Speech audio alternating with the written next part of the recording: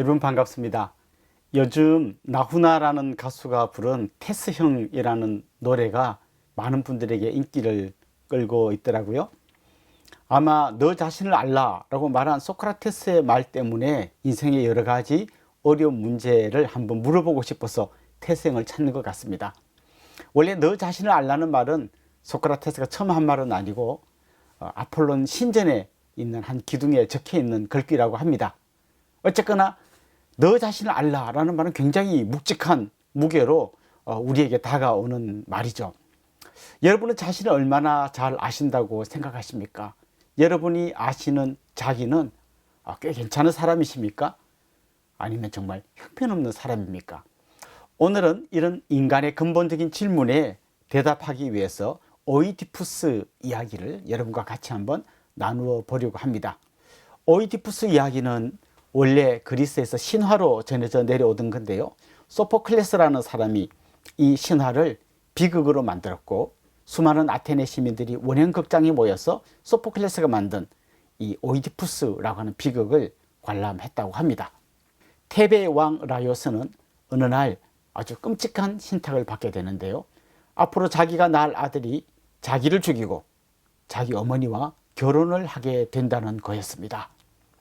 여기에 두려움을 느낀 라이오스 왕은 아들을 낳자마자 신하에게 시켜서 저 산속에 갖다 버리게 했습니다.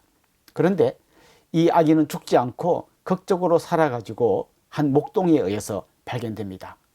이 목동은 당시에 아이가 없어서 힘들어했던 고린토의 왕을 기억해내고 그 고린토의 왕에게 이 아이를 데려다 줍니다.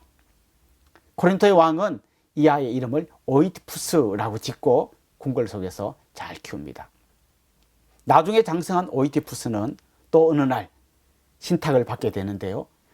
자기가 자기 아버지를 죽이고 자기 어머니와 결혼을 하게 된다는 거였습니다. 이 신탁을 들은 오이디푸스는 너무 두려워서 자기 부모님이 있는 고린토를 영원히 떠나기로 결심합니다. 고린토를 떠난 오이디푸스는 길을 가다가 길에서 마차를 탄 어떤 사람들과 만나게 되는데요. 서로 길을 비켜달라고 싸우다가 화가 나서 그 마차에 탄 사람들을 다 죽여버립니다. 그런데 나중에 알고 보니까 그 중에 한 사람이 원래 자기의 아버지였던 라이오스였던 거죠. 물론 그 사실을 까맣게 모르는 오이디푸스는 이제 데베라고 하는 원래 자기가 태어났던 나라로 들어가게 됩니다. 오이디푸스의 원래 나라였던 테베에서는 스핑크스라는 괴물이 나타나서 백성들을 괴롭히고 있었는데요. 그 스핑크스 때문에 괴롭기도 하죠. 또 라이오스 왕도 죽어버렸죠. 그래서 너무 힘든 상황이었습니다. 그때 임시로 왕의 직무를 감당하던 크레온은 앞으로 누구든지 스핑크스를 처치하고 이 테베를 구해줄 사람을 왕으로 삼고 왕비와 결혼하게 해주겠다고 약속합니다. 아무것도 모르고 테베로 향하던 오이디푸스는 스핑크스를 물리치고 테베로 들어갔다가 결국 왕이 되죠. 그리고 자기 어머니와 결혼하게 됩니다.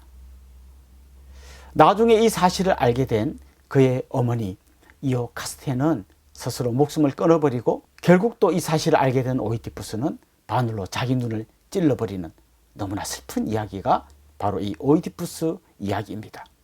이 이야기를 들여다보면 오이디푸스가 자기가 누구인지를 점점 알아가고 있습니다. 그런데 안타까운 것은 자기가 누구인지 알면 알수록 양파 껍질을 벗기면 벗길수록 너무나 추악한 자기의 모습을 발견하게 되는 겁니다. 이 막장 드라마의 주인공 같은 오이디푸스의 이야기는 어쩌면 인간의 한 단면을 너무나 적나라하게 보여줍니다. 그렇습니다. 인간의 죄성이라고 하는 이 슬픈 이야기가 그리고 이 어두운 이야기가 오이디푸스 이야기 안에 담겨져 있는 것이죠. 사람들은 적당히 가면을 쓰고 살면서 자기를 숨기고 그래도 꽤 괜찮은 사람인 것처럼 행동하게 됩니다만 진짜 자기 내면을 들여다보면 볼수록 너무나 추악한 인간의 죄성을 발견하게 되는 것이죠. 그래서 정말 인간의 죄성, 특별히 자기 자신의 죄성을 제대로 발견한 사람은 자신에게 절망할 수밖에 없습니다. 분명 성경에서도 인간이 이렇게 타락한 존재라는 것을 이야기합니다. 인간 안에 있는 죄성은 누구나 오이디푸스 같은 페류나가 될 수 있다는 것을 성경은 생생하게 이야기해 줍니다. 그러나 성경은 단지 이 한쪽 측면만을 이야기하지 않습니다. 성경에서는 인간에게 또 다른 희망이 있다는 것을 이야기해 줍니다. 하나님께서 이렇게 죄로 물들어 있는 구제불능의 인간을 위해서 자기 아들을 보내주셨고, 그 아들을 통해서 인간의 모든 죄를 다 씻어주시고 인간을 완전히 새로운 존재로 만들어 주셨다고 이야기합니다. 그래서 예수님을 만난 인간은 예수님 안에서 자기의 모든 죄를 용서받고 하나님의 아들이 된다는 것이 성경의 가르침입니다. 한편으로는 가장 추악한 인간의 모습도 보여주지만, 또 한편으로는 그 추악한 인간을 완전히 새로운 존재로 바꾸어주는 성경의 이 이야기를 여러분 같이 귀 기울이고 들어보셔야 할 겁니다. 만약 그건 한쪽 면만을 본다면, 인간의 죄성을 간과한다면 너무 순진한 착각에 빠지게 될 것입니다. 반대로 인간의 죄성만 본다면 인간은 절망할 수밖에 없을 겁니다. 자기의 죄성을 충분히 깨닫고, 그럼에도 불구하고 이런 인간을 하나님의 아들로 불러주신 하나님의 그 사랑을 알게 된다면 여러분은 자신을 알면 알수록 더욱더 큰 감격 속으로 빠져들게 될 것입니다. 자신을 알면 알수록 불행해지는 오이디푸스가 아니라 자신을 알면 알수록 너무나 놀라운 감격 속으로 빠져들게 되는 성경이 말하는 사람으로 살아가시는 여러분들이 되시면 좋겠습니다. 감사합니다.